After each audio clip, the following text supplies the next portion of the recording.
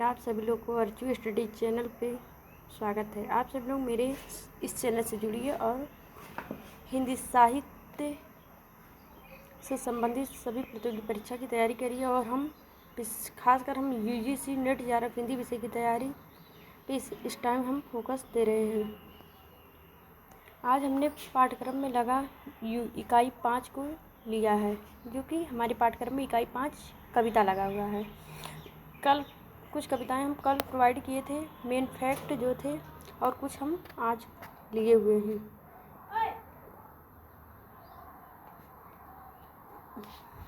झांसी ग्रंथावली, इसके संपादक आचार्य रामचंद्र शुक्ल हैं। इसका प्रकाशन वर्ष 1924 में हुआ है।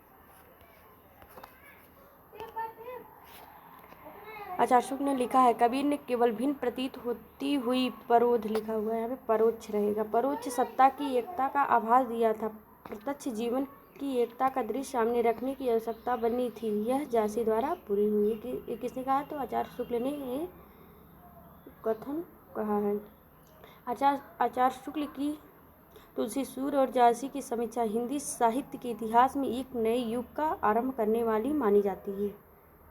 इनमें गुण दोष विवेचन की पारस्परिक पद्धति से आगे बढ़कर आचार्य शुक्ल ने उपयुक्त कवियों में मूल विशेषताओं और अंतर प्रवृत्तियों का गंभीर विश्लेषण किया है। यह स्मरणीय है कि उपयुक्त तीनों ही कवि भक्तकालीन हैं। कौन कौन? तुलसी, सूर्य और झांसी। तीनों ही परोक्ष सत्ता में विश्वास करते हैं। तीनों के ही काव्य का मर्म बिंदु प्रेम है। तुलसी, सूर्य और झांसी, ये तीनों के काव्य का मर्म बिंदु क्या है? प्रेम है। झांसी के लिए प्रेम मनुष्य को वैकुंठी बनाने वाला है। आचार्य शुक्ल ने कहा कि झांसी के लिए जो प्रेम है मनुष्य को वैकुंठी बनाने वाला है। सूर्य का प्रेम वर्णन दिव्य माधुर्य की अनुभूति कराने वाला है। तुलसी का प्रेम कर्म क्षेत्र के श्रांत पथिक को सुख, शांति और शीतलता, लिखा हुआ है, शीतलता रहेगा,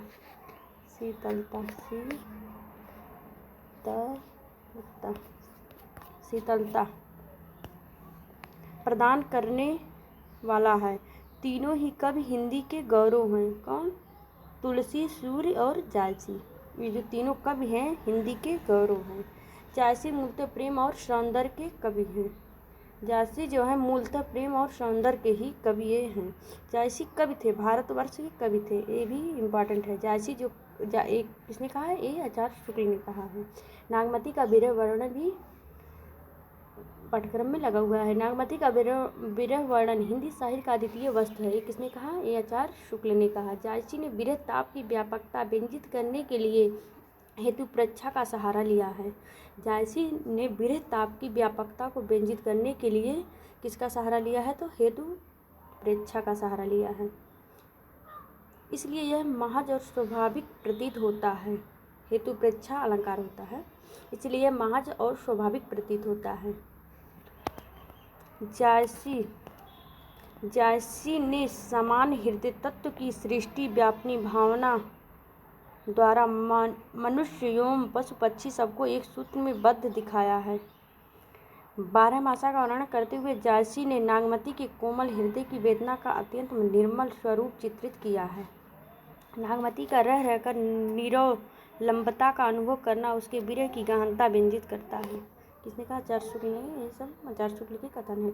विरह की तीव्रता में रानी नागमती का अपनापन, रानीपन भूल जाना अत्यंत मार्मिक और मनोवैज्ञानिक है। विजय देव नारायण शाही ने पद्मावत को हिंदी में अपने ढंग की अकेली ट्रेजिक कृति कहा है। आचार्य शुक्ल द्वारा संपादित झांसी ग्रंथावली का 30वां खंड नागमती वियोग खंड है, जबकि इसमें कुल कितने खंड हैं? तो 57 खंड हैं। 30वां खंड जो है नागमती का वियोग खंड है। पद्मावत में श्रृंगार का वियोग पक्ष 3 चरित्रों के माध्यम से दिखाया गया है, रतनसेन, पद्मावती तथा नागमती। झांसी ने नागमती विरह का विस्तृत वर्णन किया है, जो बेहद रमणीय, सुंदर व मार्मिक है। नागमती रतनसेन की पत्नी है। नागमती कौन है? तो ये रतनसेन की पत्नी है। रतनसेन पद्मावती की खोज में सिंघलद्वीप जाने पर 1 वर्ष तक पति से अलग रहने के कारण विरह वेदना भोगती है। सच यह है कि झांसी का भावुक मन नागमती के वियोग में ही अधिक रमा हुआ है। नागमती के विरह वर्णन की सबसे महत्वपूर्ण विशेषता यह है कि इसमें नागमती को रानी के रूप में नहीं, एक साधारण विरह दग्ध नारी के रूप में वर्णित किया गया है। शुक्र जी कहते हैं, अपनी भावुकता का बड़ा भारी परिचय जायसी ने इस बात में दिया है कि रानी नागमती विरह दशा में अपना रानीपन बिल्कुल भूल जाती है और अपने को केवल एक साधारण नारी के रूप में देखती है।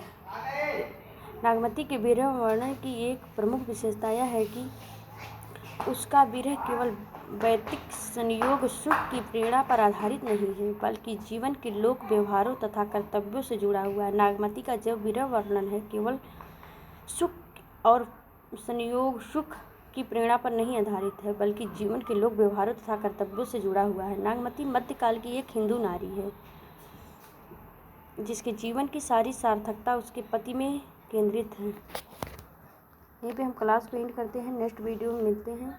आप लोग क्लास पसंद आए तो एक लाइक ज़रूर करिएगा और वीडियो को शेयर भी करिएगा। जय जय।